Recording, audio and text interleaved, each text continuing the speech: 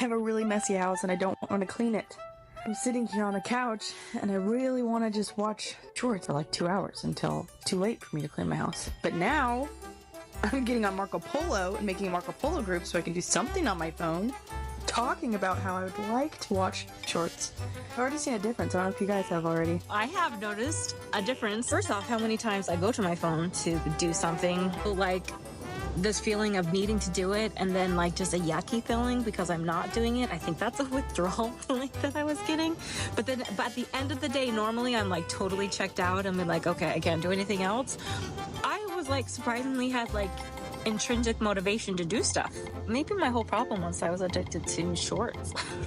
I was able to listen to a podcast and finish mudding my office that I'm redoing. Although I get my tablet instead, and I did look at TikTok on my tablet for a short amount of time. I didn't do it for super long.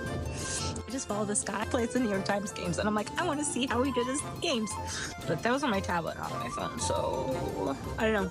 Maybe I need to extend it to my tablet. I don't know. We'll have to see.